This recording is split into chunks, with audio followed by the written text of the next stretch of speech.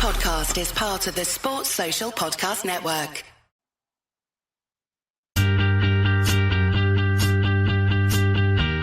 Oh, it's a goal. Who got the assist? Who got the assist?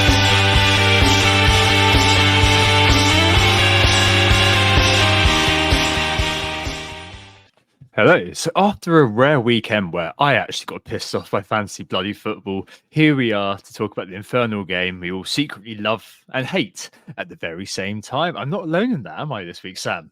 Yes, in starting brilliantly but ending abruptly, my triple captaincy mirrored my bedroom abilities these days, sadly, over the course of the weekend in a game week which promised much but has delivered very little. Speaking of mirrors, though, here I am hoping yet again to leave that in the past and help me do so. I'm joined by Sam, misery and despair that we both have at the moment with FPL a little bit. You're right, mate. Other than that, yeah, life is good. FPL is not. This weekend was particularly poor, I would say, but the season so far has also just been a complete train wreck from top to bottom for me so far. And I think looking at the community on Twitter as well, quite a lot of people are in a similar boat as well. So hopefully if that it describes you so far, today will be consolation and maybe some sort of advice on what to do from this point on. But yeah, yesterday I was feeling pretty low about FPL. I'm still not feeling great, but 24 hours has passed and a bit of perspective is obviously required because it is a game at the end of the day. It doesn't help that my team are bottom of the league with 1 point after 9 games though. So the less said about that, the better. In the meantime, we are Who Got the Assist. On today's pods, we'll of course be looking at the team updates. You might have guessed that Tom wasn't particularly happy on Saturday and neither of us were happy at all come the end of Sunday. We'll talk a little bit about where we are in the season, what's not going as we think it should and how we're planning to sort it out. And then linked to that, following a good question we received last week from a listener in FPL JMO, we're delving into squad dynamics this year and our plans in particular, taking me into a really interesting territory that we'll dig into, of course. We'll also be chatting a bit about Man United. Obviously, now Ten Hag got sacked today. What impact could this have on FPL? We'll be analysing that later on in the show. And of course, the game week preview is back yet again, including a bit of Calvert-Lewin lamenting in best transfers, best captaincy, and another point has been scored in the bold claims, hasn't it, Tom? So Monday, the 27th of October, all the games have been played. The arrows are very red, particularly for me, I think. In the meantime, though, shall we have a look at the game week reviews, Tom? Yeah, it's 28th. I've just realised I misprinted your running. Oh, sorry, my bad. Never mind. Who cares about that one? Never read off the script. No, never read off the script. Okay, so game week reviews. So yes, not the best week for me. A 57 all out, and yeah, the story really was that I played a triple captain as per last week's discussion. And yeah, 2.33 individual XG for Erling Haaland, 1 goal after 5 minutes, and that's all she wrote. I don't know. I got annoyed, and obviously you guys have all heard me talk about being serene about FPL and being quite detached from it. But I think when you play a chip, you do, I suppose, get more emotionally invested against your better sort of judgment or intent. And I was really quite grumpy on Saturday afternoon. But yeah, I told you, Sam, I was just like, oh God, I very rarely get grumpy about it. But I just put my phone down. You gave us good advice as well, which I then went and followed, which was obviously to do the right thing, post a bit of a jokey tweet and put my phone down for the rest of the evening, basically. I had no players in Everton, Fulham. And, I made dinner for my daughter, spent time with her. And once the sort of, the negative emotion had sort of dissipated a little bit, I did what I always do and reminded myself, if this is the biggest thing I'm upset about, I'm a very lucky man. So, and that's what anyone should do in this sort of situation. But yeah, it wasn't the best week, really. I mean, I played Raya, Gabriel and Trent all in the same game. Wasn't expecting much from that, but obviously Gabriel being subbed off in the 53rd minute was obviously a bit of a sucker punch at the end of the week. And Haaland, obviously 18 points of triple captain. It's not a blank, but you spoke about your Sadio Mane experience last pod. So it's not terrible, but obviously it's not great, especially knowing that people have hat-trick in the pocket from earlier on in the season. Rico Lewis with a clean sheet. Bumo with a 15-pointer. Well done, James from Planet. 10 points from Cole Palmer, which was obviously very nice. Him to come through. Bought in Garnacho for Semenyo as I trailed last week. Scored, hit the bar. Had a couple of good. I think he had one good opportunity at least in the first half. Remains to be seen whether the new United manager is actually going to trust in him. We have to see. I was told by a United fan on earlier on online that only Ten Hag will be playing Garnacho, so it could be quite fun again. But yeah, I mean, I was really quite annoyed about obviously just the way that the outcomes lay, because at the end of the day, the underlying data shows it's a good decision, but the outcomes kind of would paint that as a bad decision in terms of just how it went. So, there's a comfort blanket, obviously, that it was a ridiculously high XG, so 3 big chances missed in analog terms, 2.33 XGI, like just ridiculous stuff, really. And yeah, I can't be too upset, I suppose, in some ways, because the player did what I wanted him to do. He just didn't get the ball in the back of the net. And there were a couple of occasions I didn't watch the highlights, but I was watching. I was obviously kind of cognizant of the misses from following along online. And I was just like, yeah, there's no way I'm watching Match Day this week. It's going to upset me a lot. So yeah, down from 400-ish K to 600-ish K. I mean, it is what it is. I don't know whether I rip everything up this week or whether I just kind of hold fire for a week and just kind of let it all sink in. But we'll talk about that during the scope of this pod. It feels a bit rich, actually, for me to be complaining too much, because Sam, you have had a similar experience this week without the triple captain, but quite a lot of negativity as well surrounding how you've been doing. Right, pricey right rant coming up. 45 points. 45 points. Yeah, okay. I take it all back. Yeah. Just for clarity, Tom, in case you need a reminder, got 57. Yeah, triple captain fair. 45. I didn't have Saka, Salah, or Palmer. All, of course, got relatively big hauls. My differential in Foden has done nothing, despite having a good game against Southampton. If Haaland had his shooting boots on, Foden could have easily hauled himself through assists.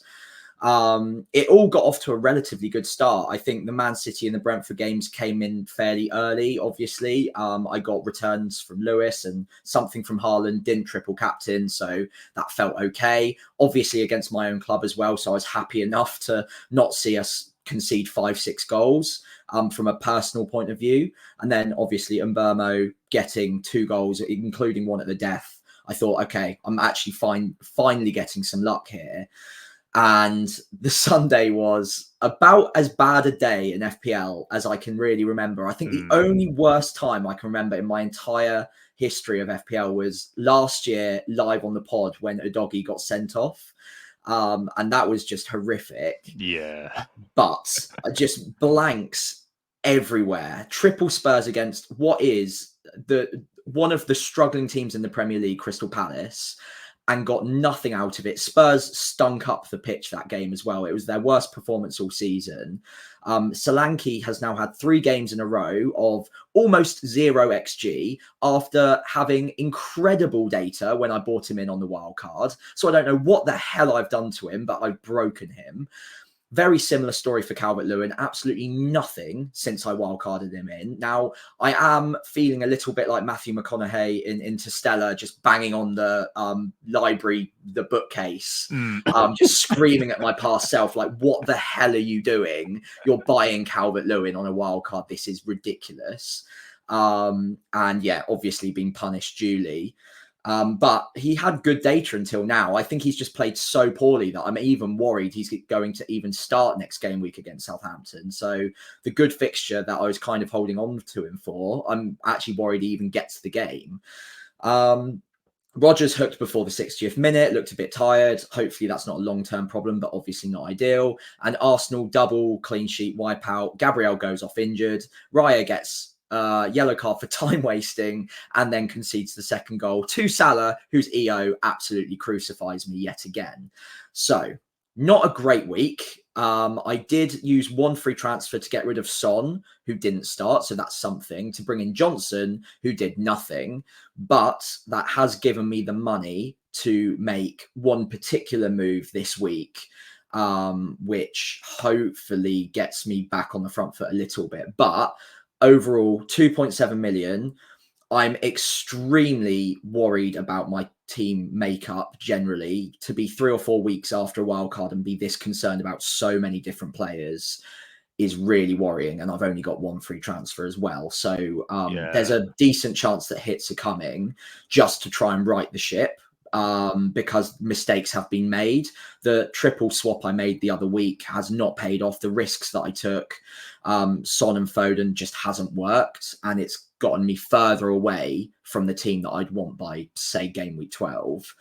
So yeah, overall, mistakes definitely made. Need to correct them ASAP. And I've been punished for it as well. So 2.7 million, gotta switch it up quickly. Yeah, no, exactly. I think I was just saying to James in the chat that like I think expend, especially if you're not doing very well, you expend so much nervous energy during the course of the game week, don't you?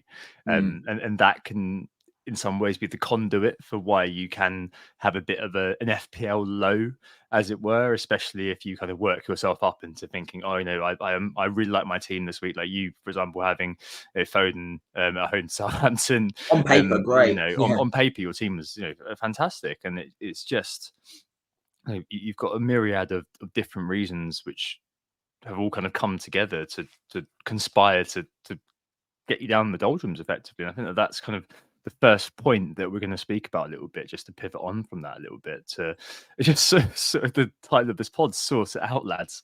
I mean,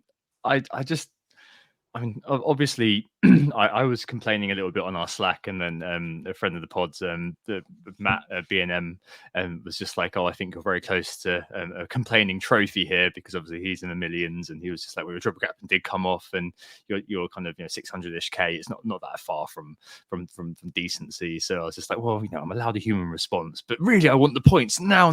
That's really that's all I want. That's all anybody wants." But I think it's definitely worth meditating on, really, because as you said, there are a lot of people in the same boat, and if you are doing very well, Brandon on Always Chiefs doffs his cap to those who are doing well. I have seen people kind of saying, "Oh, it's the year of the casual." I don't quite buy that. I just think that there's definitely kind of maybe a few things that we might want to think about a little bit more going forward, and you kind of started to touch on that a bit, Sam. So I mean, if you're looking at your performance thus far, what's your diagnosis? What's going wrong, do you think? Have you gone too far from the principles we spoke about at the start of the season in terms of how you're approaching the game? Is it all variance? I mean, what's your take?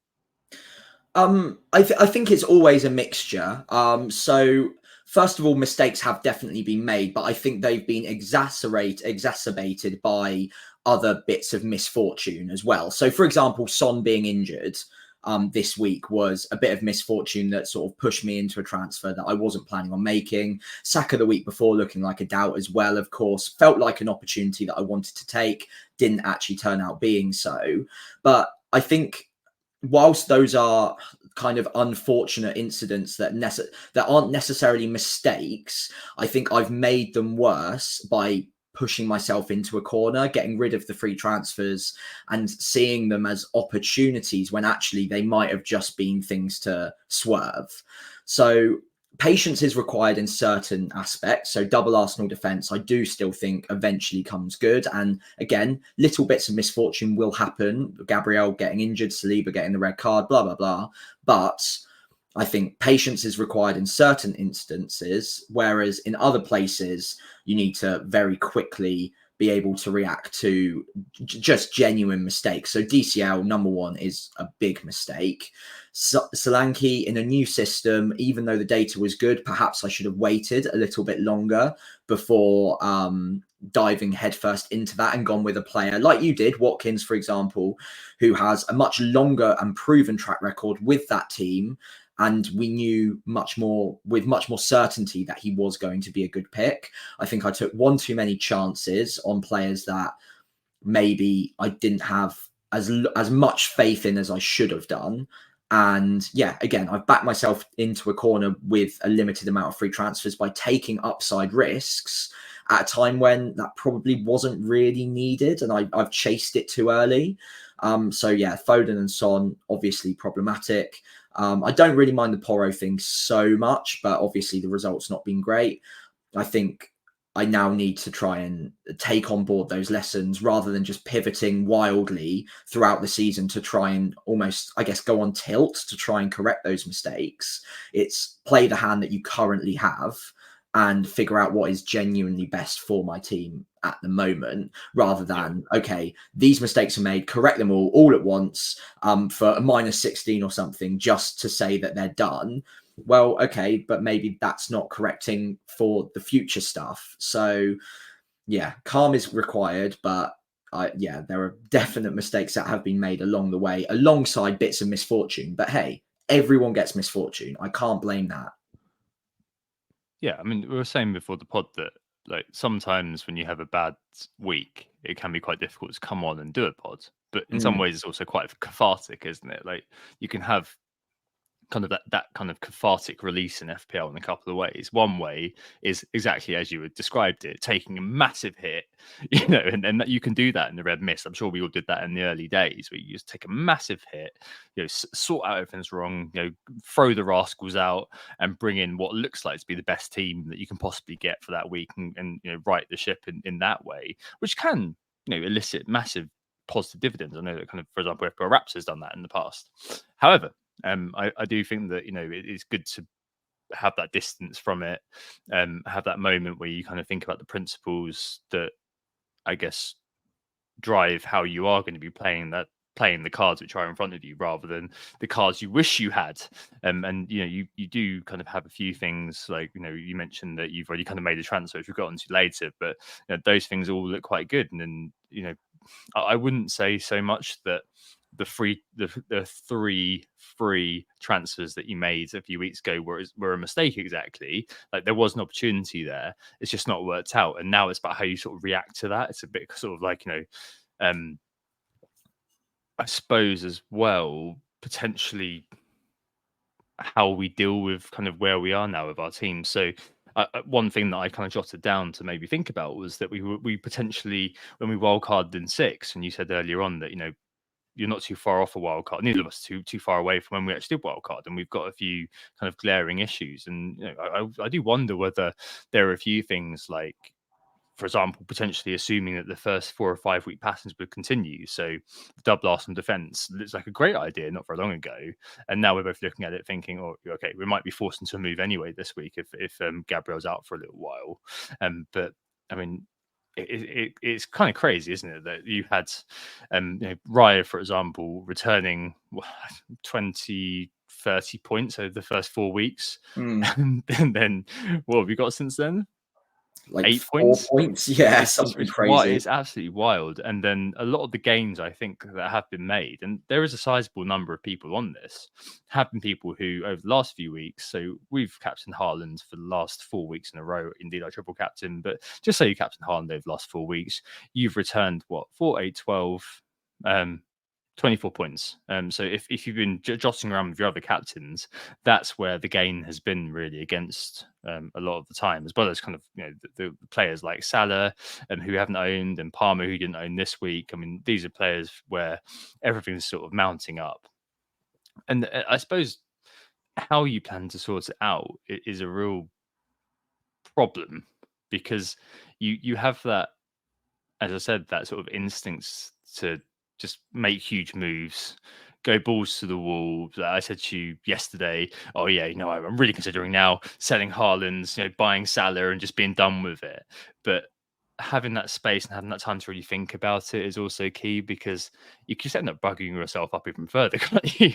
If you do make moves without really properly thinking them through. And even if I don't know. I don't know how radical to go, is what I'm saying. I think that we're in slightly different positions, perhaps, because you've got a bit more of a hole that you're kind of trying to dig yourself out of than I do, and maybe that kind of does mean that the solutions are a little bit different. Just, do you know what I mean?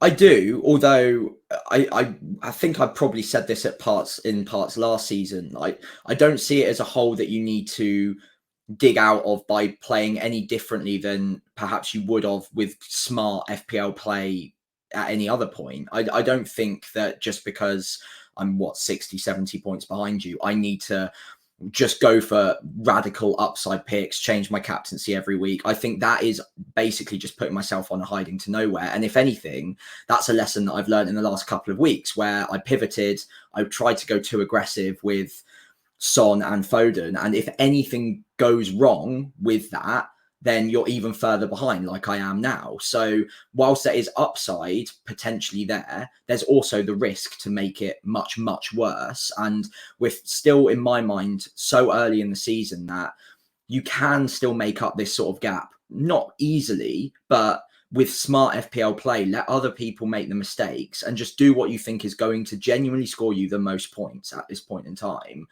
And I think that's fine. We have very different setups at the moment, so that releases different routes to us. And there's one particular route that I like the look of in my team that won't be available to a lot of others because I've made a lot of mistakes.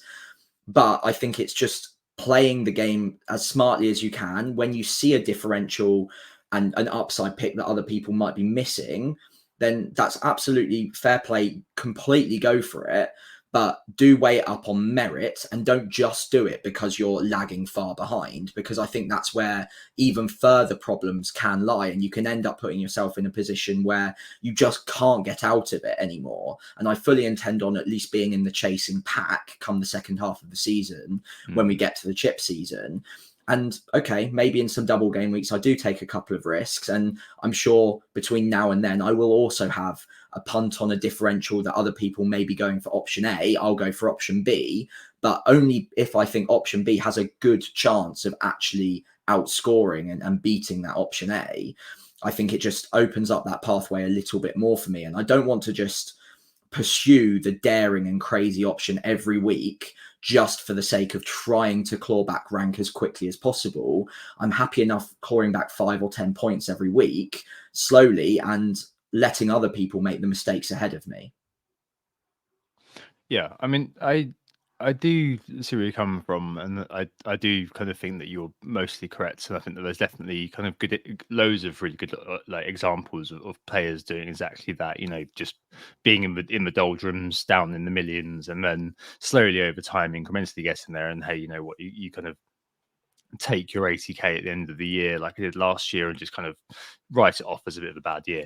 And I think the only kind of thing that I remember from the first 5 years of WTA was that I did exactly what you were saying, except without the smartness. You're a lot smarter than I am. And I think that there were some times when I wish I was a bit more bold with the captaincy or a bit more bold with the transfers I was making. And so yeah, it's balance, isn't it? You know, just I kind of I remember vividly saying to Nick, oh, you know, I'm going to put my template or armor on and buy all of these sort of, you know, the players who are in the zeitgeist and all this sort of thing, and didn't do anything for me really, because you know, I need to have those sort of big bang players. So I suppose it's considered risks a little bit, but considered risks in the context of every game week and going back to where you were before, like playing the hand that's in front of you. So, for example, this week, captaining Salah in your case would be an obvious thing to do, and I'm sure that that's exactly what you're thinking of doing. Those are the sorts of things, not buying in, you know, a left field pick and captaining them, but those little kind of things where you put yourself at risk a little bit of further decimation, because you haven't got a lot to lose and you've got a lot to gain. And when the calculus goes that way, then you can be a bit more sort of gung-ho, I suppose, or a bit more, you can allow yourself a little bit more leeway to make those sorts of considered calls, right? Yeah, absolutely. And I think, look, at the end of the day, I do have points to catch up on. So I do need to take those risks at some point. But calculated risks is the key. It's not just randomly chucking darts at a board and hoping that it comes up your way. Salah, for instance, this week makes a good option for me that a lot of people won't be able to get to. But that also comes at the cost of, okay, I'm going against Haaland, who will be popular. I won't have Palmer, perhaps I won't have Saka, also could haul it, as we saw. So yeah, there's always going to be players I can't get to. Same with everyone. But in my position, there's, I guess, more danger that I get cast adrift if I just take silly gambles and I'm exposed to more of those players each week, because at the end of the day, those players that we've mentioned are the ones that are going to score 200 plus points across the season. And if I'm consistently gambling against them, more often than not, I will end up on the losing side because they're just fantastic picks on penalties, 90-minute men, talismanic, great data. They're going to hurt me. It's now about trying to kind of game the system, look ahead and figure out where are the little patches that you can fight against one of these popular picks, go with an option B because you think that it's something that other people are missing out on. And I think this little patch now of the next 3 weeks with Salah could be one of those opportunities. Yes, he's fairly decently owned, but he's not like going to be 200% EO. So, and also I can get there without selling Haaland as well. So I can have both of them for the next 3 weeks if I want to. And hopefully that is a fairly good differential in of itself. Although I did see the above average FPL boys mentioning 43% of the top 100k have them both at the moment. So it's not quite the differential I want it to be. But again, I'll revert back to my original point. Smart FPL play at this point in the season is always going to come out on top. But do try and gain those edges where possible. If you think there's an option B that other people are overlooking, then take that extra effective ownership in your advantage and use it to try and bounce back where possible. But don't just do it for the sake of it because you're so far behind that you just need to take risks. It's a long season, and honestly, 50, 60 points can be made up in a couple of double game weeks if you play it right. Yeah, to take him a long view effectively and trying to be calm. Trying to. Yeah, unsurprising outcomes here. I think it's good to maybe worth kind of thinking about how we kind of try to address this. And one angle to do that is through the thing that you mentioned about a good question from a listener. So listener FPL JMO, a really good bloke. I met him in person a few times. Had a good long chat at one of the old events we used to do. Fellow Saints fan Sam, actually lives down there, I believe. Sent a long question last week, which we thought was really interesting and coincides nicely with a bit of planning, both our sides, really, on squad dynamics and how we try to look at it. So a bit of a critical juncture at the moment with loads of teams out there. The old template potentially is crumbling, if there even was one. Like we've got 5-6 players different, and I look around kind of the FPL social sphere, and there are so many different kind of players who are out there right now. And yeah, I mean that kind of happened a little bit, I suppose, in terms of him asking this. So given our pricing structure has forced many of us to forego many premiums in order to create a balanced squad, and that points hauls have so far been spread amongst the premiums. Spoken about that, having the big four effectively. Do we think we need to rethink strategy in terms of our team structure? James says his dad is sitting at a really good OR at the moment, and his team includes Haaland, Palmer, and Salah. So doing what you're doing, Sam, effectively, and having the sort of freemium model. He says he ignores premium defenders, his 2 cheap midfielders, and he kind of does it that way. So obviously the sort of idea of balance has been key in past seasons and something that we've always sort of adhered to a little bit on this podcast. So judging by Nick, the father of the death of the third striker, which I adhere to, I haven't got a third striker at the moment. Have the big at the back. He was one who sort of pioneered that idea. But there are loads of sort of alternative routes and team structures, James says, which are viable and optimum. And there are lots of different ways that you can kind of play it in this particular season. He says, obviously, luck's a factor. So a couple of weeks ago, he said that his dad got Michael Keane off the bench as a sub for Conser, and obviously that propelled him to greater heights. But he says, the TLDR, I feel like putting money into a balanced team means you can only have 1 or 2 premiums. Thereby, you're in danger of missing hauls and having them at the wrong time. So you're kind of covering yourself in a slightly different way. And maybe the new normal is to kind of just devastate the defenders we spoke about last week, and maybe go for reinvesting those funds going forward. So I did a little kind of comparison. If you're on YouTube, that's kind of on the screen, and I'm not going to read it all out. But I did a look at my team versus James's dad's team, which is very exciting. He's the man who doesn't listen to the pod, but it's still worth mentioning. But basically, I spend 3.1 million more on defenders, include that's goalkeepers and defenders, than he does. 36% of my spend is in that, and 33% is in that for James's dad. Whereas that means I've got 3.2 million less to be spent on midfielders and forwards. 64% of my total spend is on midfielders and forwards, whereas 67% for James's dad.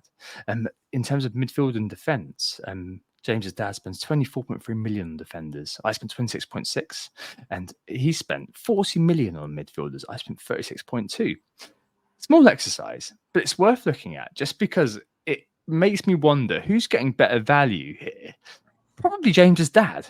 And that's reflected in, whether by hook or by crook, skill, luck, whatever, him being in the stratospheric rank and me not being there. Anyway, that's a lengthy setup, and thanks, James, for all that, as it helps us really to get to the nub of the issue, which I think is how squad dynamics this year are simply just far more interesting than ever before, when we all had 8 or 9 of the same players. Even now, because you've got people with different transfer situations, people who have gone down different pathways, different routes, and as we said in our WhatsApp, Sam, the planning side this year is so engaging, and that's why we sort of love this year, even though we're actually doing badly on the pitch, like off the pitch, all the stuff that you can think about and all the stuff that, you know, could possibly happen going forward. Someone said to me at the start of the year that I've never seen you so impassioned about how something could be about changes to the game. I do think that it's really good because there's that scope for creativity, which we never had in the past, really. And I think that, you know, before FPL review properly spins up and becomes all encompassing, I do think that there is definitely gaps to find edges, I suppose. I mean, this is just an example of how you could possibly do that. But you sold Trent, so this is maybe a way that you can actually get there. Yeah, I hope so. Yeah, I mean, so far, congrats to James's dad, of course. Really good setup. And what's really interesting from on screen is it's not necessarily just the way the spend is split across defence, midfield, and up front. It's also that the spend is concentrated in very key pockets. So he's obviously got the 3 premiums, even got a 4.5 million midfielder in there in Dibbling, as well as 2 cheapy or relatively cheap midfielders alongside. So Garnacho and ESR. Up front, it's not that different either. He's got Antonio alongside Solanke. So it's not like he's saved money in 2 positions in defence and used that to get himself the 3rd premium. He's actually cut little bits of budget from the edges of his side, and sometimes even impacting his starting 11 as well. So as you can see, well, maybe as you can see if you're watching on YouTube, in every single week, you'd imagine he has to play one of Dibbling, Antonio, or a Keane or a Harwood Bellis, for instance, which obviously is fine, but it's not what we would maybe consider to be a well-balanced side. So you're kind of going into most weeks with that 11th man maybe being a little bit iffy, but that's iffy from our point of view, maybe from an outsider's point of view that maybe isn't listening to FPL podcasts every single week. They don't mind leaving the 11th man to someone that they can just like hope gets the appearance points and maybe gets the odd goal, the odd assist, and concentrate on the key positions with high upside, hoping that they more often than not repay those points and obviously add some extra. And so far it's working really, really well. The fact that he's managed to squeeze in Haaland, Salah and Palmer, the 3 most expensive assets, is quite impressive. And obviously they've gotten off to a great start as well. So this is obviously slightly outcome driven, and I'll come on to a few points on that later on. But yeah, great start. And it does look like more than ever so far, at least, that kind of losing your interest in that 11th or 12th man a little bit and piling the money into the 2 or 3 key positions, the key men that you desperately want every single week, is so far paying off and seems to be the way to go. Yeah, I mean, of course this won't last, and of course, you know, people, the defense will at some point provide some semblance of consistency. We didn't see that last year with all the goals that were scored, but there were, you know, teams that did come through. So it's a decent bet that, you know, the likes of Arsenal, the likes of kind of Trent, will kind of eventually pay dividends. However, as you said, having that kind of the gumption, I suppose, to follow that strategy of going with 10 men effectively, and just piling that money into owning the correct players, as James said, correct in terms of, you know, the premiums for a reason. They're consistent. Having those talisman means that you've got that sort of sense of peace of mind, which I quite like. And I think that it kind of throughout the years there has been this sort of idea that having a balanced team is obviously the best way to go, and maybe it almost harks back to a older sort of period, doesn't it? Where you just kind of, apart from Leighton Baines, you just decimated the defense.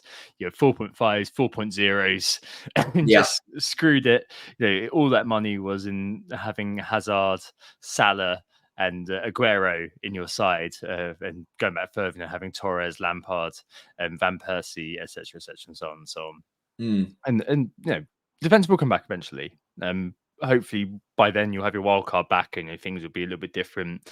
Over Christmas, the likes of, you know, Milenkovic and Dunk, who is injured at the moment, but will come back. Those big scored centre backs with the X minutes are going to be kind of really invaluable. But you know, I don't mind at the moment thinking about it that way. And if we do, as we noted last week, see the trend continue into next year, where goals are the way that things are moving towards, and then maybe kind of all this investment in defence.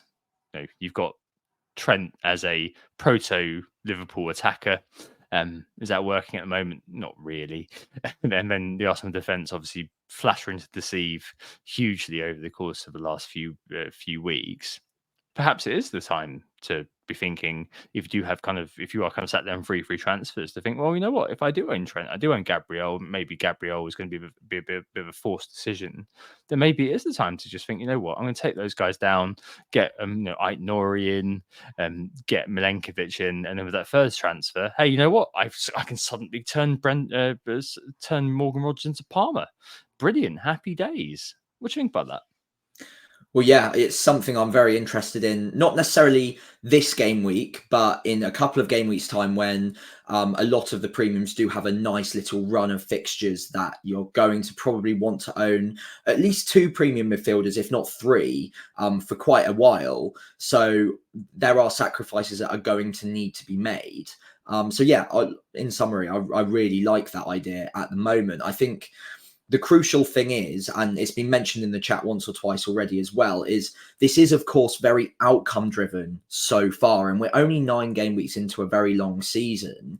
So the question you have to ask yourself is, do you expect this trend, the trend of all of the premium assets, maybe bar Haaland at one very frustrating time, doing fairly consistently well, to continue at this rate? Meanwhile, the medium priced assets, those sort of your Arsenal defense, your Solankis up top, your Fodens as well in the middle, maybe your Luis Diaz, those kind of players that are around the 5 to 6 million in defense, the 7 to 9 million in midfield, or maybe the 7 to 9 million up front as well. Are they going to continue to play under their capabilities, or are they going to eventually come good? And I think with the Arsenal defense in particular, I would expect them to come good at some point. I'd also expect Trent to come good fairly soon, considering the data we've seen. And it seems likely that at some point there's going to be another 7.58 million midfielder other than Mbeumo that really puts their hand up and says, you know what, you kind of need me. Maybe that's going to be Bruno now that we've got a new Man United manager. You never know. Same goes for up front. So whilst that looks really good right now, I think it's important to still keep that open mind that if you do pile all of this money into just 3 players, in some cases 4, I've seen one team out there in the stratosphere with 4 premiums, you are so light in every other position that the second that the medium price players start consistently performing, which they are capable of doing, that could leave you with a pretty big decision to make. Now, again, you can always use one of those players as a cash cow to quickly get to those, but it can leave you a step behind. So it's basically just a question of, do you expect this trend to continue? And if so, how much faith do you have in it over the Christmas period where it will be a bit busy? Do you think that teams are going to continue to be this adventurous moving forwards and not really keeping the clean sheets, or do you expect tighter defenses around Christmas time? Quite possibly. So yeah, I think at the moment it all looks good and rosy, and I'm considering trying to get to a triple premium as well. But I am trying to keep an open mind with, like, basically just saying I don't want to cut off my route to some of those sub premium options that just so far just haven't really done anything for us, but will inevitably come good at some point. Yeah, I mean, I'm here taking stock of what we know, effectively, like listening to what you say, which is that we knew that this kind of 4 game week block was going to be a difficult one, with a lot of the big teams who furnish our FPL teams playing each other a lot of the time, Yeah. having not as good fixtures, and then obviously Man City being off the boil. All of these things kind of conspire to throw in the focus on those edge pieces week after week, and you know. We also are seeing slightly, I hate using the variance, but slightly unpredictable outcomes. So, I mean, I don't know what odds you'd have gotten on Mo Salah against Arsenal outscoring Erling Haaland against Southampton this week. I mean, that seems crazy. If I'd have said that to you last week as my bold claim, I think you'd have had to give me 10 points if I was right on that one. and you know, we're in a bit of a rocky period for FPL, which is ultimately always about owning the best players effectively and finding a way to kind of ensure that you have 3 or 4 players who are just consistent and building the team around them, those star men.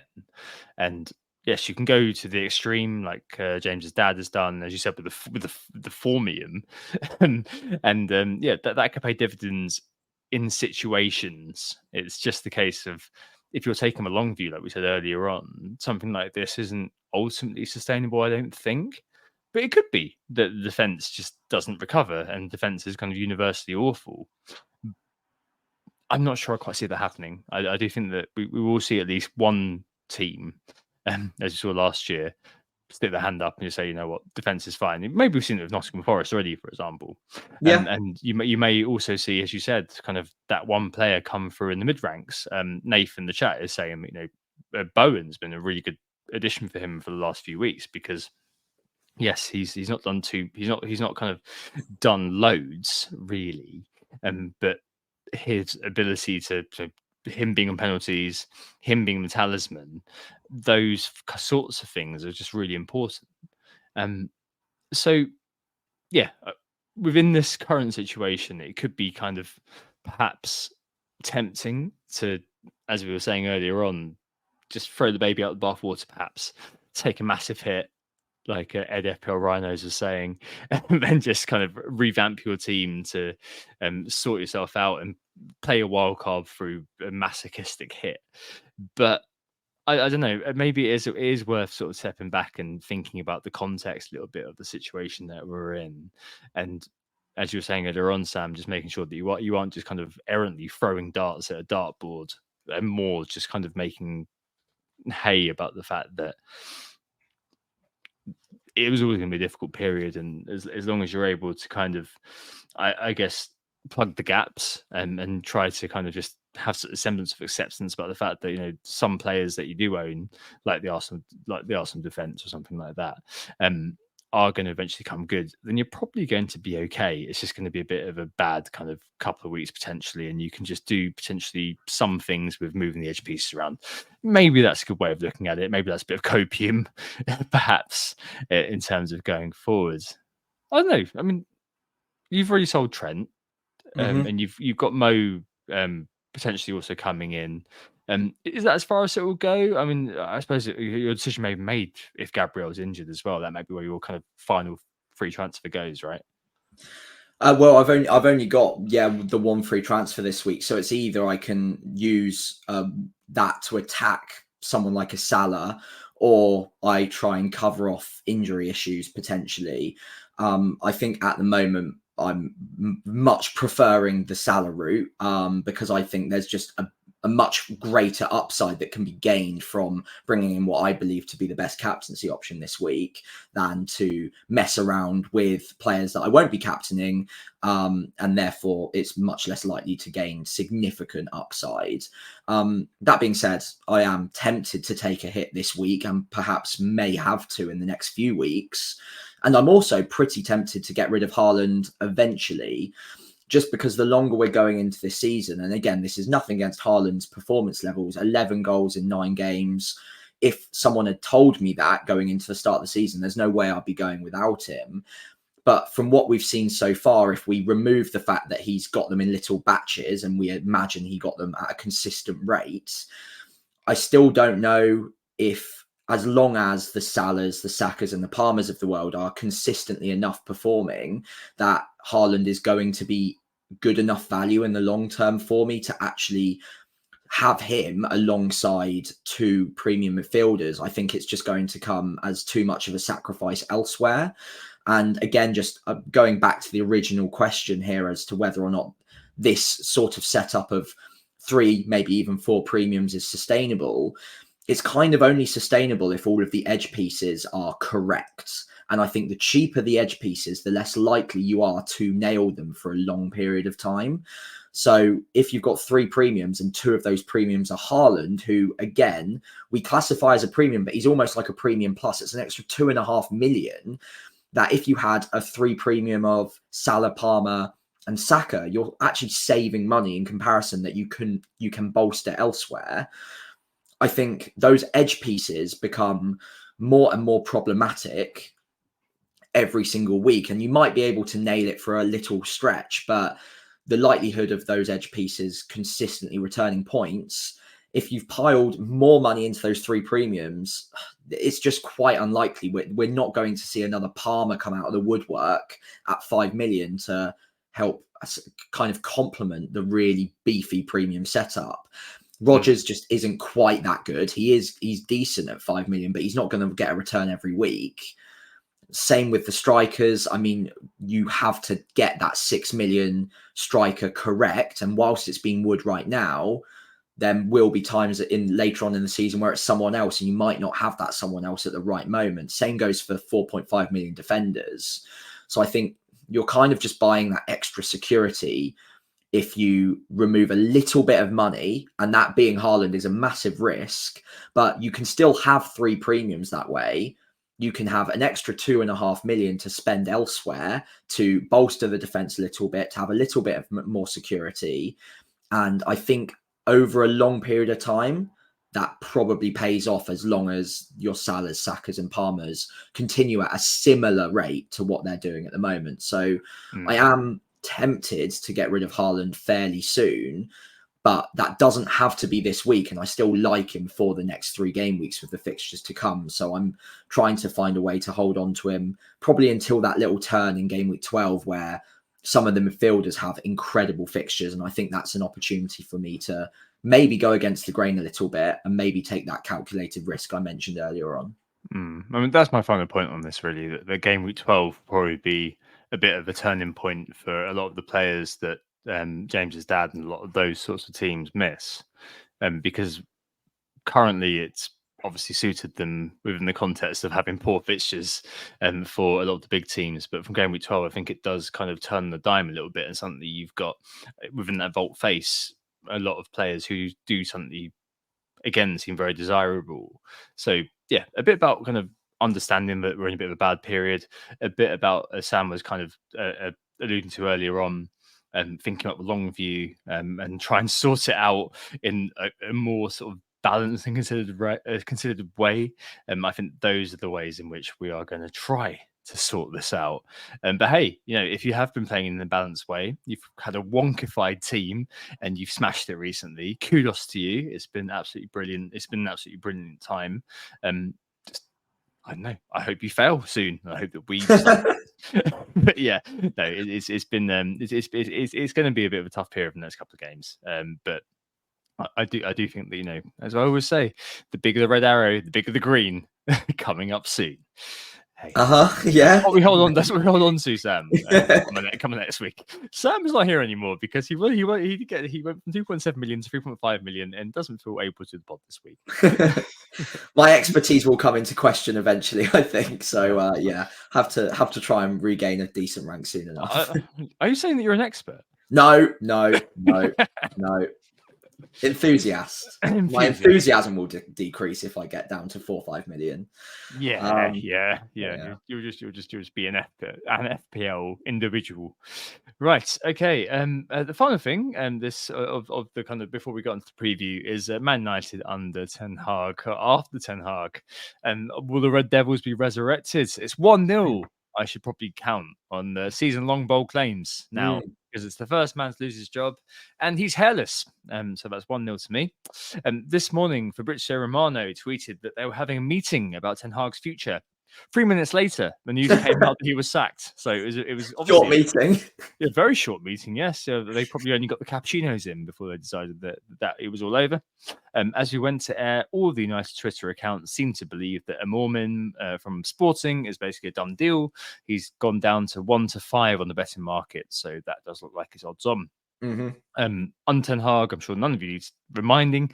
United obviously incredibly disorganised. Jamie Carragher famously, rightly or wrongly, said they're the most poorly coached team in the league, incredibly inconsistent, as we all know. The greatest day was undoubtedly the FA Cup final, which probably provided the temporary stay of execution. But yeah, lots of damning stats and lots of damning losses, and simply a feeling he's been a dead man walking for a while, hence my bold claim. And the worst thing I did see this week was that Solskjaer apparently turned down Anthony at 30 million. And Ten Hag spent almost 90 million pounds on the player with less than 50 appearances for United.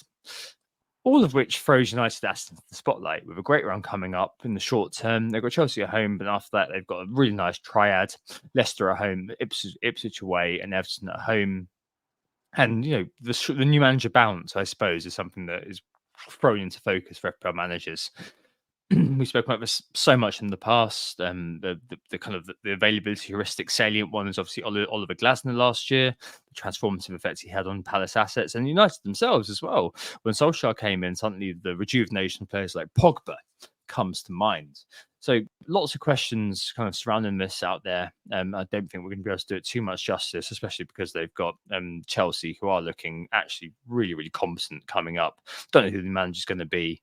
But yeah, there's definitely going to be, I suppose, the case that you've got loads of players who are distressed assets, FPL-wise, so cheaper than they were initially priced in most cases, although Dalot, Mazraoui are slightly 0.1 more than they started the season. But yeah, lots of potential within that team in terms of players that you could possibly pick up as we go forward if the new manager is positively transformative. I mean, Sam, in these instances, are you likely to be jumping in on these sorts of players, or are you going to be just kind of keeping, I suppose, a watchful eye on these individuals?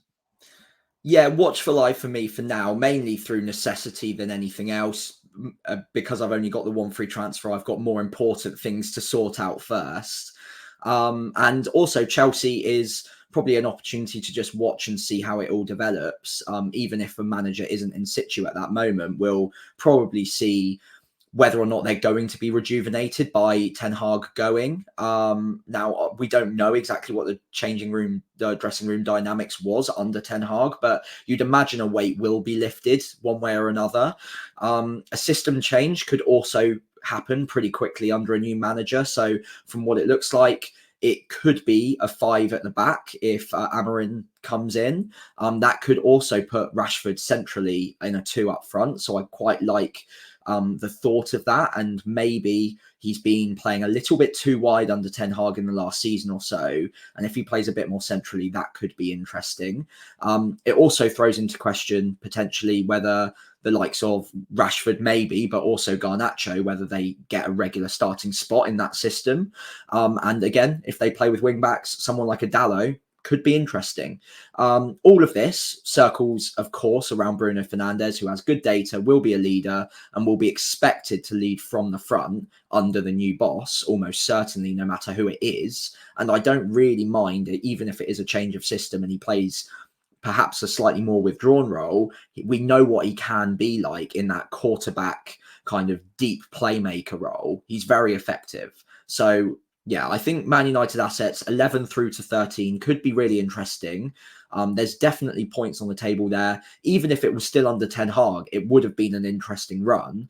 The data hasn't been terrible from an attacking point of view, but certainly under a new coach, you'd imagine there is a bounce, and there might be an opportunity there if you can pick the player who's nailed on to start. The only one that I can really nail, or maybe one or two that you can really name and say they are definitely going to start under any new regime. Bruno, for sure, probably Dallo, and definitely Onana in goal. I don't think you'd necessarily go for the goalkeeper, but Dallo and Bruno could be interesting options for that little patch. And then when we've got any more certainty on Garnacho, Rashford even, then maybe we can look at them later on. But I think it'll be too soon come game week 11 to 13, unless, of course, you're already on them, which, of course, you are, Tom. And fingers crossed for you that Garnacho maintains his starting spot, because he has been good and the data's good as well. So it would be harsh to see him lose his spot now, in my opinion.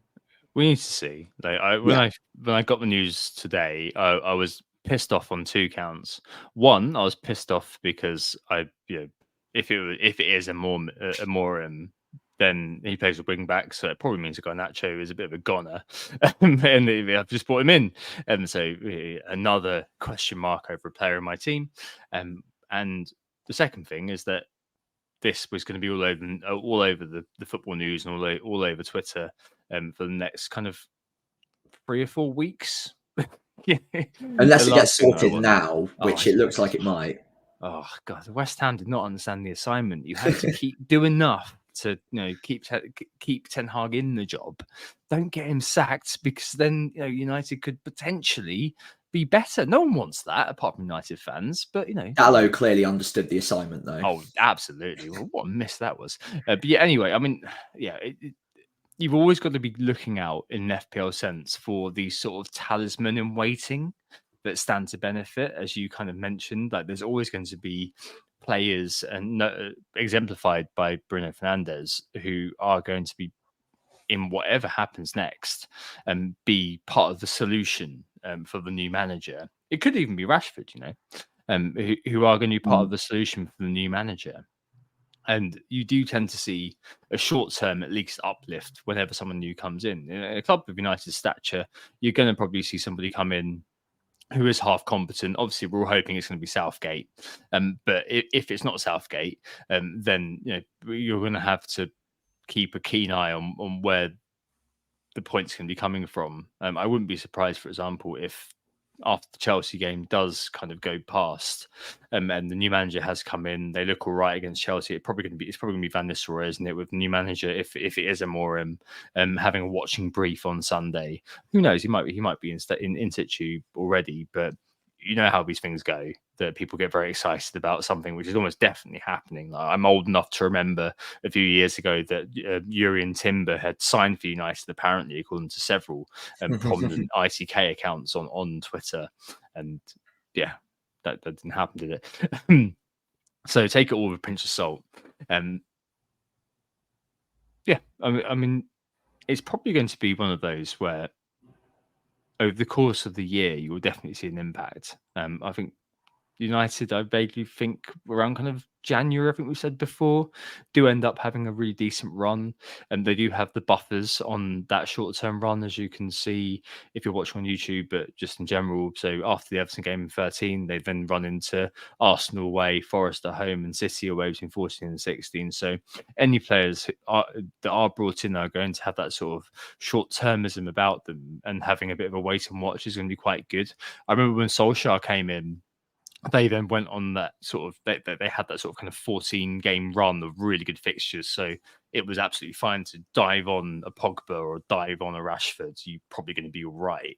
In this case, it's more of sort of measured consideration for me with owning Garnacho. I'm now a bit concerned if it is a more we will see if that's the case. But yeah, I mean, it would be quite good, I think, given how cheap their players are, if a manager comes in who is competent, because that represents a really good opportunity for us FPL managers effectively. I think that's kind of what I took from it, apart from kind of obviously being individually a bit annoyed that if it is a manager who plays with wing backs, then my particular asset is going to be at risk.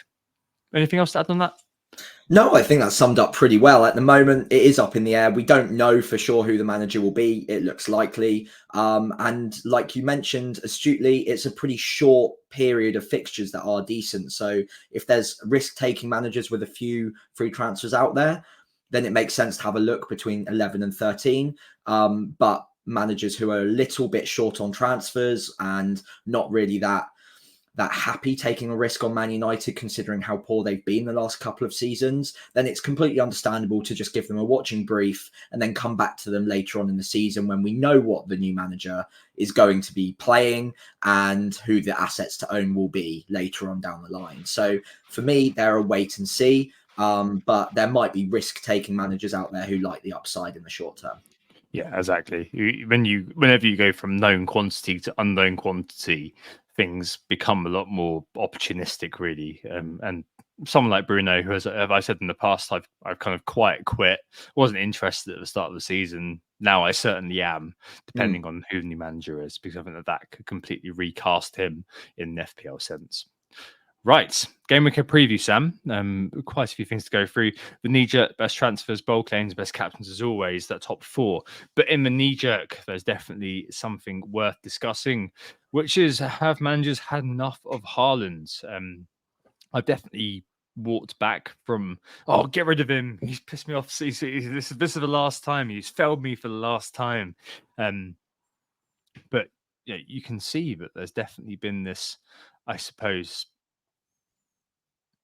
climb down, I guess, from what the view was on Haaland in the past. He's not dominating the sales out. He's first like 50,000 sales out for Haaland. So it's not the case that people are kind of getting rid. But I obviously have seen a few people who have just gone, you know what, it's all over for me. I'm getting Salah in, selling Haaland, because there are kind of quite a few in my situation who can't do what you can do and get Salah in. I mean, is it time to get rid of Haaland now? If you are in that situation, Sam? I'm going to say no. I think there are combinations which could work to get rid of Haaland this week, but ideally, if there's a route to keep him and also get to Salah, then that's obviously ideal. If you can't do Salah and Haaland at the same time, given your team structure, I think you probably just stick with what you've got. I don't think Haaland is that far behind Salah over the next 3 game weeks, considering the fixtures. And whilst on paper they look more difficult, they're still good fixtures for Haaland. Bournemouth, Brighton, Spurs, I think in that order. Brighton and Spurs in particular, you can definitely see the matchup working in Man City's favour and Haaland's favour quite nicely there, especially now that Dunk is out for 3 to 4 game weeks, or 3 to 4 weeks even as well. So he could be a significant doubt for that match. And Spurs, well, we know exactly how Spurs play, and they are going to leave spaces in behind for him. So he's going to get points over the next 3. I think it would be very foolish to just say that based on what we've seen in the last 4 game weeks, he's just a busted flush and he's not going to get the points. The data, especially against Southampton, suggests that he's not a million miles away from the big hauls. It's just whether or not that value for money is there in the long term. And I do still have questions over that. And I think there are going to be opportunities to have a team without him in it that will pay off really well. And some of you out there might be very happy without him all season so far and doing very well without him. But these next 3 game weeks, I think if you've got him already, the matchup is still good. I certainly wouldn't be getting rid of him for a hit, which I've seen a lot of people, like in my comments on YouTube and stuff, asking me about as well. Definitely don't do that. Even though Salah looks like a great pick for the next 3, there are definitely universes where Haaland does outscore him. I personally think Salah does outscore Haaland, but it won't be by tons, and it could go either way. So I think if it's for free, I could maybe get on board with it, but you are opening yourself up to a lot of risk over the next 3 in particular. I think I personally wouldn't be selling him if I could in any way avoid it. I would try to hold on to him. Yeah, I think I'm with. I'm definitely with you because it's just, yeah. I mean, all you need to do is look at the betting markets. All you need to do is look at the quality of the player in terms of the online data, and if you've watched Haaland before, etc.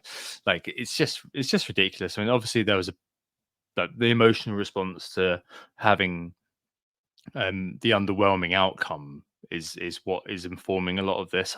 I wouldn't be surprised, Sam, if a lot of people who are looking to sell Haaland are also people who triple captained him this week, to Yeah. be honest, and people who have come to the end of their tether. But I don't think he's ever underperformed his XG, has he? I think he very slightly did last season, or did for the majority, and then like got it all back in one game or something. So right. yeah. Okay. You might be right. I can't remember. He Maybe ran very maybe, close to it last year. Yeah. No, I think he did. I think he might have actually. So yeah, maybe it is the case that no Rodri, no party, but it's one of those things that I'm not sure I want to take on. Ed in the chat has just said the next two fixtures might actually be quite good for Haaland, actually, in terms of opportunities. Like we know what happens with, for example, captaining against Brighton, as we saw last year, in game week 11. So I'm not too sure about that one. The other one within staying in the same sort of area in terms of premium forwards, most expensive forward is Ollie Watkins. Quite a lot of sales for Watkins this week. I'm going to be keeping hold of him just because it is Spurs. But equally, you could say that you could point out that Spurs are actually 5th overall for XGC. Yeah. So maybe you might be thinking, well, actually, that's worth keeping hold of. So I don't know. I don't know. I feel like I've kind of had a very kind of tilty weekend, and it feels like to me I'm going to just be leaving everything as it is for one more week before I kind of make decisions. I'm going to be very worried about not owning Salah, and I suspect I'm going to be punished for not owning Salah. But the rest of it, just kind of, I don't know, making decisions like selling Haaland, to a lesser extent selling Watkins, do feel a bit, I don't know, it feels a bit premature almost. It feels a bit like throwing baby at the bathwater. But maybe that's just me in my new incarnation of a dull template FPL player, just having these sorts of schema about my decision making that maybe I shouldn't have anymore. I don't know. Yeah, I kind of agree with you on that. It feels perhaps like over managing to me, and the mistakes I've made so far this season have mainly been down to over managing. So I'm trying to consciously avoid those kind of issues. And like I say, I will reiterate, there will be moments this season where I will probably go without Haaland, maybe because I am chasing in part, but I don't think the next 3 are the weeks that I want to do it. Maybe by the time I get towards the end of that little patch, there's a route to a 3 premium midfield that I really like that requires me to get rid of Haaland at that point. But the next few, I don't really want to get rid of him. And I think that if other managers are getting rid of him, that presents the ones who hold him more of an opportunity to climb ranks, because he won't be captained as much. The EO will fall. And if you just hold on to him and he does get the hat tricks, which we know he's very much capable of, even in the hardest fixtures, but certainly against Bournemouth, Brighton, Tottenham, it can absolutely turn around. And it's only 4 or 5 weeks ago that we were saying that he's basically getting a hat trick every single week. How can you possibly go without him? So these things come and go in FPL very, very quickly, and you've got to look at the cards on the table right now. And I think the next few are too good to pass up on, really. Yeah. And for me, Nate said in the chat that obviously there's a huge case for owning Salah versus Brighton. I can't get that unless I sell Haaland for a hit, and it just feels like the risk reward isn't quite there this week. Haaland plays them as well, though, right? So yeah, I've made my bed and I've got to lie in it, unfortunately. For whatever happens next. But yeah, I mean, it's absolutely fine if you are kind of feeling that you want to grasp the nettle. If you've got 3, 4, 5 free transfers, then you're in a very different situation from me, and that's the beauty of this year. really, that you've got that kind of capacity to have those sort of thoughts and of moving a player like Haaland on, and then potentially kind of look to get him back later on, or just take him on for a little while. I mean, absolutely fine. And the next few fixtures, I think Bournemouth and Brighton, probably okay fixture for him. Spurs in 12, as you mentioned, Sam. 13, 14, Liverpool away, and then Forest at home. You probably won't be captaining for Liverpool at least. So there's definitely kind of ways around it. And maybe that's something that we need to kind of come back to really kind of later on in the season. I think, will we too insistent on this one player staying in our teams? But it's hard to do that right now, isn't it? Transfers this week, quite a lot going on there. A couple of players that we obviously need to discuss here.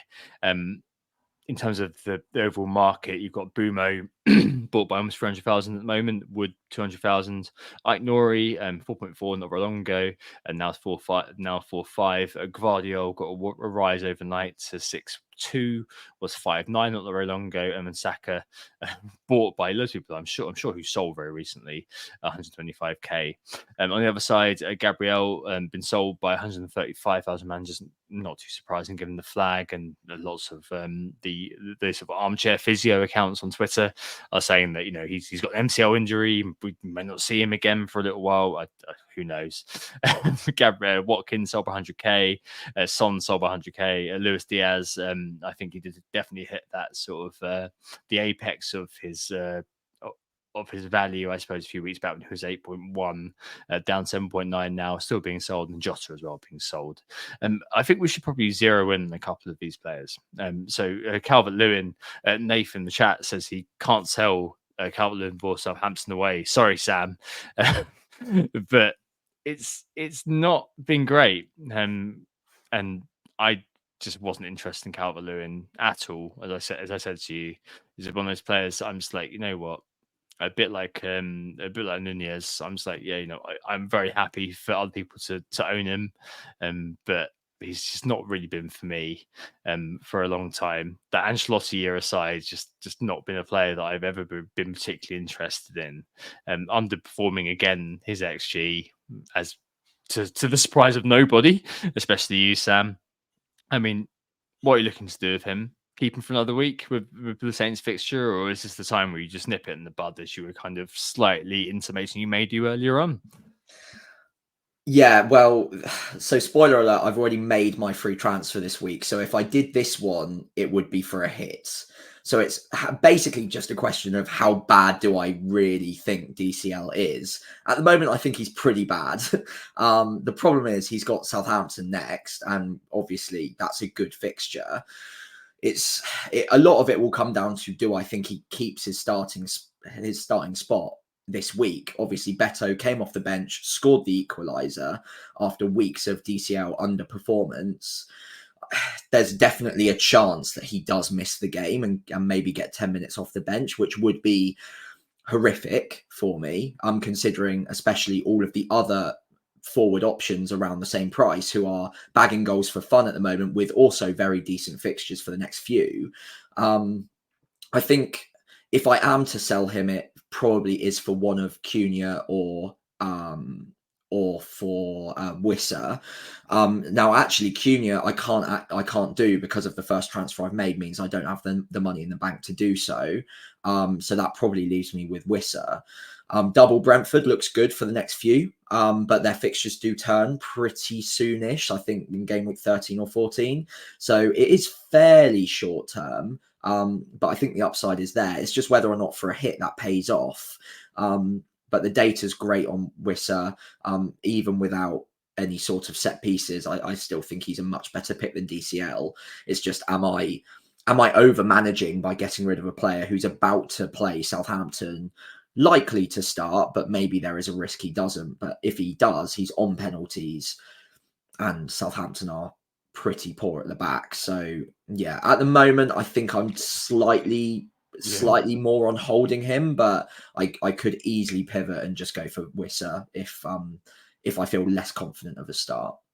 Yeah, Hedgie in the chat, she said that Everton's second favourite is for Southampton with the bookies. I mean, God, it's one of those players that you've got to leave for this game and then figure out later on, right? So you've got your one free transfer. It's for the case that you kind of just deal with that next week almost. I mean, you probably might find a place that you can deal with it later on. Hindu Monkey's currently on a crusade against Calvert-Lewin, having again fallen for the trap. Sorry, Sam. But, it might not be a trap next week. Who knows? Even if he scores next week, he was still a horrific trap. I hate myself for bringing him in. I will never do it again. So many people like him versus Wood. You had the choice. Or Jimenez, or Cunha, or like literally anyone. Yeah. God, it's not great, is it really? I think that Cunha is a player that I'm more than likely bringing in either this week or next. He's been like kind of nailed into the plan for an awfully long time. As the guy to get. And I think that I'm hoping he'll be the next Wood effectively. I think I'm going to probably give Watkins Spurs and then take it from there effectively. But yeah, it's very likely go. I think that Aston Villa got Liverpool the week after, so I think that's the week where I'll be doing Watkins to Cunha. But yeah, he's definitely always coming from for me. Gabriel, if Gabriel is out, I suppose that both of us with Mikalenko will probably let him come in. But if you are looking to move him on, I suppose Guardiola is the obvious sort of way in. Or do we speak about what we were talking about earlier on in terms of just reinvesting that money further forward? So you've got the big skull centre backs like Milenkovic, whose good run's actually coming to an end now. Decent Christmas, decent-ish Christmas, I'd say. But I think that their kind of run of good fixtures kind of beget them having quite good outcomes, and whether their defensive performance is going to continue is kind of going to be measured by how well they do over the next few weeks when the fixtures do kind of tighten up a bit. Aït-Nouri is obviously where you may possibly go. Third goal in 4 games for Aït-Nouri. Maybe he'd be the one that you go to. I mean, if Gabriel is ruled out, Sam, and then I kind of think, I think I've got Aït-Nouri somewhere in my plan over the next few weeks. Maybe I just kind of go there now. Although Mikalenko is probably a decent pick against Southampton, who do seem a bit constipated when it comes to trying to score goals. Yeah, I think if you've got Mikalenko on the bench, like we do, he just comes in. If Gabriel's out, that's absolutely fine. Arguably, you could even start him anyway, even if Gabriel is fit. I do like Aït-Nouri. The asterisk is against his name are he's on 4 yellows already. There's a long way to go before that gets sort of taken out of contention. So he will almost certainly get a 1-game ban in the next few. That doesn't actually put me off of him that much. I still think the upside is there and the fixtures are good enough that even if he misses 1 week, I think that will maybe prevent other managers going there. And I still think that overall it pays off at the price he's at. The other maybe slight issue is that Wolves might be now playing a more traditional back 4 rather than a wing back system where Aït-Nouri is a little bit more withdrawn after the second half against Brighton. Gary O'Neill did come out and say that he made a mistake tactically and that they might be playing 4 at the back from now on. I actually, again, just don't think that makes that much of a difference. I think systematically, O'Neill sees Aït-Nouri as one of their stronger attackers, and they will build the system to suit him getting forward, even if it is in a back 4. So whilst on paper that sounds pretty off-putting, the fixtures to come are good enough, and he's already gotten 5 attacking returns from some absolutely horrendous set of fixtures and good data. I just can't see a way it doesn't improve in terms of at least the data, even if the actual returns regress a little bit because he has massively overperformed. He would still be good value for money at 4.5. And again, even if he misses 1 game, I still think he's a good pick. Yeah, I mean, with these edge pieces, I think the reality is that what I want is expected minutes over the course of the next few weeks. The other one that I may kind of pick up on, if you're able to use a Mikalenko, they've got Southampton and then they've got West Ham. They've got a really horrible kind of quad from game week 15. The other one that I may kind of bring to everyone's attention is Levi Colwill at Chelsea. They've got a really good run of pitch from game week 12, pretty much all the way until game week 23. And they've got a settled team, settled defence. Obviously, they had a couple of players who did miss out recently due to suspension, but he'd be another player that I would be looking at. Wouldn't ever touch Reece James again with a barge pole. He would get He's injured playing right very, centre very back quickly. anyway. Exactly. Yeah, he's not the Reece James that we saw for that small period not very long ago. I wouldn't be adverse at all to buying Levi Colwill. He's in my thoughts really actually going forward. I think he and Fofana, although Yeah. Fofana that very long kind of injury layoff do look kind of decent sort of pickups. But I don't know. I'm not really too interested in going for Guardiola now after the Southampton game's passed. Not really too interested in Porro, I'm afraid, Sam, just because Spurs, even though their defense data is good, don't seem to be able to keep a clean sheet. And yes, he's got loads of positives, routes to points, but it doesn't quite feel that that's good value for money right now, given how the defense is looking. I think maybe it's a bit late for a Pinnock or something like that. I don't. It's game week 14, I think it is that. That Brentford's games kind of run out being good, and maybe you would look at Dallo if you got the money in the bank. Honestly, maybe this is the time to do it. If you can bench him this week, play Mikalenko, and kind of just have him there. And I mean, they've got Arsenal, Man City, and Liverpool coming up, but if you can kind of cover that within your team setup, it's not too bad. So yeah, lots of different ways to go possibly there. Bold claim, Sam. Yeah, 2-1 to me. Yeah, and it's not a good one. It's a happiness hedge. My happiness hedge was that Haaland is not going to be the top scoring City player versus Southampton. Yay! Grasping at straws. I mean, it's not really. It doesn't give me secure at all. It does not make me feel good. But hey, there we go. 2-1 to me. What did you do this week? Well done, I guess. Arsenal clean sheet against Liverpool. Again, not necessarily hedging. I think the opposite. I was kind of like doubling down, considering I went double Arsenal defense as well. Obviously, did not happen, but I thought there was a chance that maybe we saw a really stodgy Arsenal performance, just trying to shut down everything, and it didn't really pan out that way. It was a really exciting end-to-end game in the end. So good for the neutrals. Not good for my bold claim. Still now 2-1 to you. And of course, you got your season-long bold claim as well, so that gets you more points. So yeah, I've got some catching up to do in bold claims as well.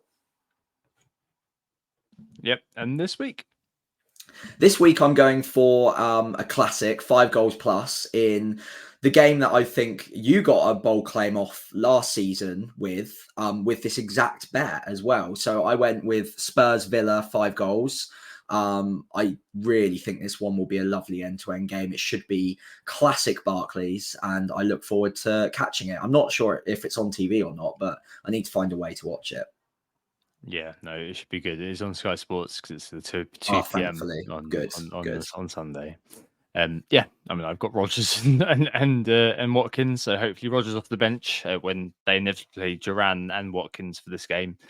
We'll do something, but yeah, hopefully Watkins does turn that a couple of weeks of decent XGI into actual goals, especially for that Bournemouth game.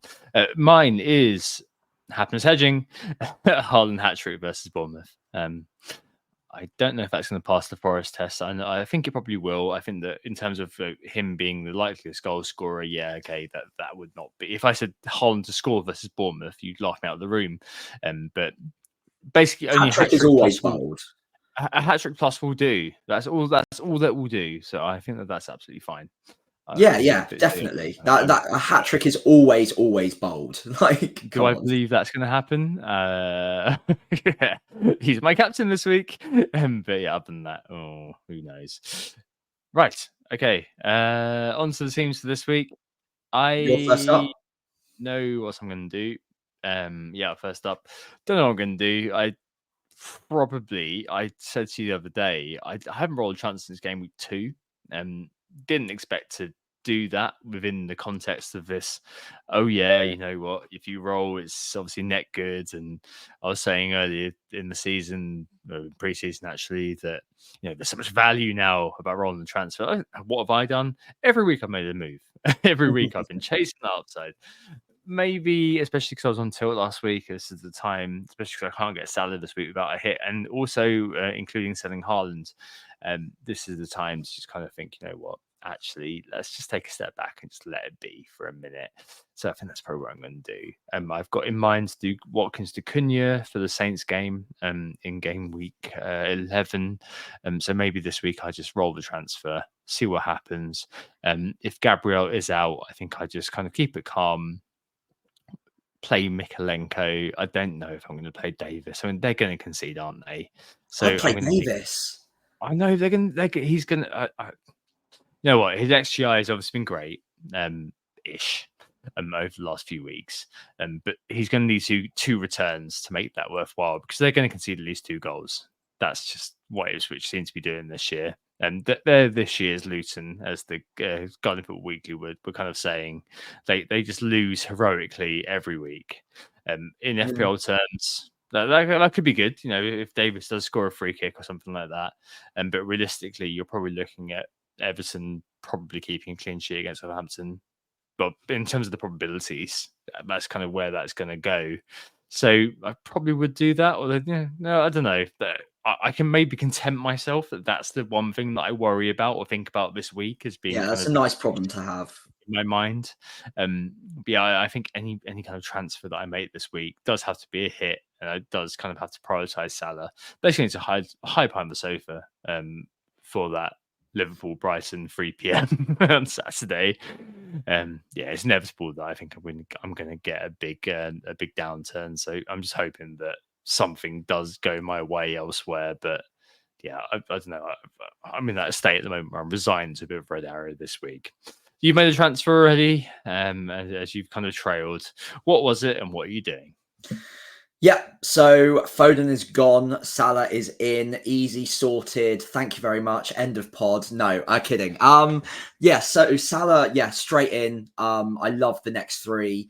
It was an opportunity that was way too good to pass up, and I had 0.1 spare to do it. I am very fed up of losing little bits of value here and there, and given Salah's fitness record, I thought it's worth going early on. I don't want to lose out on extra value, or perhaps even get priced out of it later on in the week if things really go against me. Nothing against Foden's performance against Southampton. It was fine. Obviously, unlucky not to get anything from the data, but I have come to the realization that I'm overcomplicating things quite often in FPL at the moment, and Foden is a minutes risk at times. He's not on many set pieces. He's on some, but he's certainly not on penalties. He's certainly not a talisman, and he's not getting barely any XG data so far from what we've seen. Haaland, of course, being the big chance hoover, whereas Salah is the complete opposite. He's on penalties. He gets 90 minutes. Absolutely locked in down that right-hand side, talismanic, got better fixtures over the next 3, maybe just, and certainly a good captainable asset in 2 of the 3 weeks, if not all 3. And not everyone's going to be able to go there. So it seemed like an opportunity that was just way too good to pass up on. Yeah, look, there are issues in my side for sure. Calvert-Lewin, Solanke, both big issues that I'm worried about, but they probably get this game week, especially if I think Calvert-Lewin starts. Solanke, I think, is just staying in from the virtue that he's got the Ipswich game coming next week that I'm hoping is just reverts all of the XG that he's been missing out on over the last few. Backline, I think Mikalenko just comes in for Gabriel, and I start with Lewis, Porro, and Mikalenko. Raya, obviously, in goal. And yeah, outside of that, I'm not super excited about this game week, but I don't think it's absolutely horrific. Certainly scared of Palmer, though. Yeah, that's the big miss for you. And for me, the big miss is Salah. Just if Palmer blanks versus United, then I'm screwed, and vice versa, really. Yeah. Unless they're both, which I don't think is very likely. Let's face it. Knowing my luck. Oh, God. Let's not talk about luck anymore. Variance. God. Knowing my variance, that doesn't quite ring the same, does it? Useless. Let's just hope the FPL review spins up soon and can save us both from our own incompetence. Cool. I think that's basically everything. Very cathartic, Sam. Thanks so much for that. I feel a lot better. And I'm looking forward now to next week. well, I'm inevitably going to get more punishment, aren't I? Let's face it. Yeah, we both are, but that's what we're here for. And it's always fun to listen to two co-hosts suffering along in FPL. Hopefully, if you've been watching along and you've had a bit of a tough time of it so far this season, this has been cathartic and you've enjoyed it. In the meantime, thank you all so much for listening. We were Who Got the Assist. You can find us on X at WGTA_FPL, myself at FPL Pricey, on Instagram or Threads at WGTA.FPL. Again, just FPL Pricey on there. And if you did enjoy the pod today, please do consider following us on those social channels. But also, if you could give the pod a 5-star rating wherever you're listening, or, of course, if you're watching along on YouTube, give us a like, subscribe to the channel. You won't miss out on any future content, and it really helps us out. Yes, indeed. Thanks, Sam. I hope you enjoyed the pod. Hope we assist you think about how you're going to sort it out if you're doing badly. And if you are doing well, I hope it ends soon so we do well. No, I'm kidding. All the best, everybody, this week. And speak to you very, very soon. Oh, it's a goal. Who got the assist? Who got the assist?